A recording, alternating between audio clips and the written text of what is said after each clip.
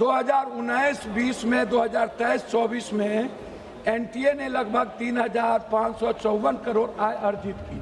एक ही पदाधिकारी दुनिया में इतने ईमानदार हैं कि जिनको बार बार इनको दुनिया के बड़े पदों पर रख दिया जाता है और एनटीए के बारे में कोई चर्चा नहीं होती है कि इन्वेस्टिगेशन कौन करेगा, इन्वेस्टिगेशन को तय कौन करेगा।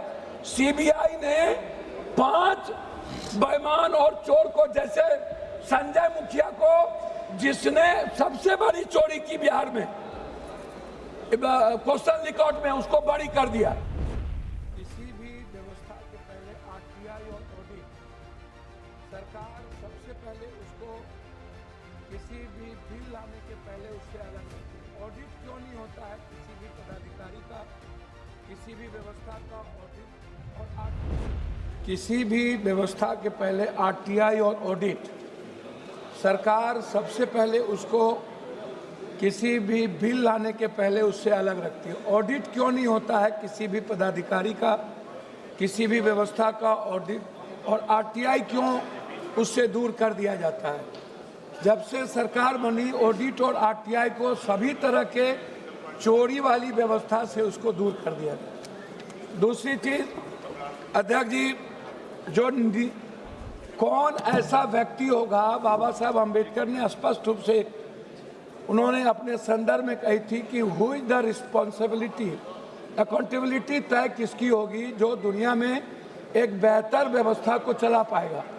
जब इस कंट्री में हमारे नेता, पदाधिकारी और माफिया सभी लोग मिलकर, आपसे मैं सिर्फ इतना कहना चाहूँगा, 2019-20 में 2023-24 में एनटीए ने लगभग 3,554 करोड़ आय अर्जित की। 3,554 18 में एनटीए को लाया गया। उसके पहले वो मध्य प्रदेश में एजुकेशन में ये बड़े पदों पर थे। हाई कोर्ट ने इनको गिल्टी किया, फिर ये गिल्टी हुए। गिल्टी के बाद इनका प्रमोशन करके यूपीएससी का चेयरमैन बना दिया, फिर यूपीएससी के चेयरमैन में गिल्टी हुए, फिर इनको एनटीए का चेयरमैन बना दिया गया। एक ही पदाधिकारी दुनिया में इतने ईमानदार हैं कि जिनको बार बार इनको दुनिया के बड़े पदों पर रख दिया जाता है और एनटीए के बारे में कोई चर्चा नहीं होती है। दूसरी चीज, 26 तक केवल 24 ही पदाधिकारी एनटीए के पास है। मात्र 24 पदाधिकारी के द्वारा ये एनटीए चला रहे हैं, ये एग्जामिनेशन कंडक्ट कर रहे हैं। आपको आश्चर्य होगा सभापति महोदय, यह व्यक्ति, यह संस्था एक ऐसी संस्था है जिन्होंने 6 करोड़ से 8 करोड़ बच्चों का फॉर्म भरवाती है। 6 करोड़ से 8 करोड़, 20 लाख एग्जाम होता है 1 लाख नौकरी में, और 15 लाख एग्जाम होता है 1000 की नौकरी में जेई का, और नीट्स का होता है 20 लाख। 1 लाख नौकरी हम दे पाते हैं नहीं। हम कुछ बीएमएस में ले जाते हैं और कुछ हम बीएमएस के बाद नर्सिंग में ले जाते हैं। हमारे बच्चे क्या कहते हैं, क्या हुआ सर, पहली बार जब हमारे बच्चे ने एग्जाम दिया तो उनको लगा कि हम 490-500 के लगभग मार्क ले आएंगे। जब दूसरे बार एग्जाम दिया बच्चा तो उनको 290 डिप्रेस में चले गए। लगभग 26 बच्चों की शहादत के बाद और इतने बड़े जेएनजी के क्रांति के बाद कितने लोग डेथ किए, उनकी शहादत के बाद 1 लाख से ज्यादा बच्चे डिप्रेसमेंट में चले गए, डिप्रेशन में चले गए।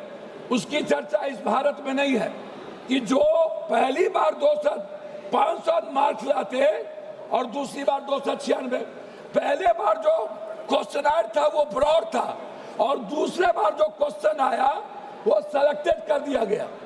मैं जानना चाहता हूं इस सरकार से 6 से 8 करोड़ फॉर्म क्यों भराया जाता है, ये पैसा एनटीए को क्यों दिया जाता है, ये इसमें किसकी किसकी हिस्सेदारी है। दूसरी बात कि ये कहते हैं कि इन्वेस्टिगेशन कौन करेगा, इन्वेस्टिगेशन को तय कौन करेगा। सीबीआई ने 5 बेईमान और चोर को, जैसे संजय मुखिया को, जिसने सबसे बड़ी चोरी की बिहार में क्वेश्चन रिकॉर्ड में उसको बड़ी कर दिया। आप कह रहे हो एसआईटी, तो एसआईटी कौन बनाएगा? एसआईटी बनाएंगी सरकार। स्टेट के अधिकार को छीन लिया गया। हमारा उसमें आपसे सिर्फ रिक्वेस्ट है कि जो पेपर लीक मामला है, ये पेपर लीक से नहीं है, आप इसको इस रूप में मत देखिए, इसके टर्नओवर को देखिए। इसके 2026 में है छोटे वेंडरों के लिए 5 से 10 साल की सजा। आपने एनटीए के बारे में कुछ नहीं कहा। एसटीएफ बनाएंगे सत्ताधारी। आप 25 लाख बच्चे जो टारगेटेड हुए, उसमें भारत को अमेरिका के तर्ज पर एसएटी जीआरई मॉडल के साथ, सर अभी शुरू किए सर, नहीं कंप्यूटर बेस्ड एडोप्टिक टेस्टिंग लागू करनी चाहिए रियल टाइम के अनुसार।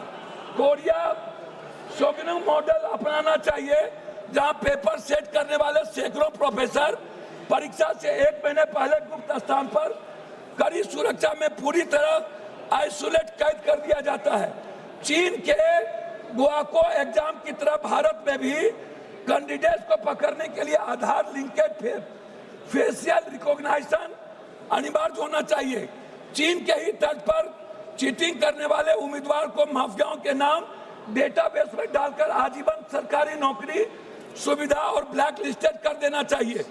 फिनलैंड अभी थी सिस्टम से सीख लेना चाहिए कि इंटरनेट वाले क्लोज लोकल एयर गैप पर होती है, जिससे बाहरी हैकिंग या डाटा ब्रीच कोई गुंजाइश। जापान में 2021 में कॉमन टेस्ट रिफॉर्म्स के तहत परीक्षा रूट लर्निंग के साथ करना चाहिए। ब्रिटेन ट्योफाल के तर्ज पर भारत की एक स्वतंत्र नेशनल एग्जामिनेशन रेगुलेटरी बोर्ड हो, जिसमें कोई सरकार का इंटरफेरेंस नहीं हो। एनटीए प्राइवेट वेंडर्स को तकनीकी और सुरक्षा ऑडिट करे। मैं बता रहा हूं अध्यक्ष जी, सिंगापुर के तरह digital chain of custody blockchain तकनीकी इस्तेमाल हो, एग्जाम सेंटर तक पूरी तरह एनक्रिप्टेड रहे। एक ये रिक्वेस्ट है, प्राइवेट सेंटर जैसे छोटे अध्यक्ष जी प्लीज स्कूल इंजीनियरिंग कॉलेज पर परीक्षा करवाना आउटसोर्सिंग तुरंत बंद करिए। आउटसोर्सिंग थर्ड पार्टी गलत है, बिना फुल प्रूफ के। श्री सोला सिंह जी, श्री सोला सिंह, सॉरी बोला सिंह, जुर्माना नहीं।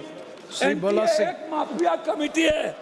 मैं आपसे 1 मिनट में रिक्वेस्ट करूंगा, प्लीज कंक्लूड करो, प्लीज। कंक्लूड कर रहा हूं सर, मेरा रिक्वेस्ट है। धन्यवाद। एक सेकंड।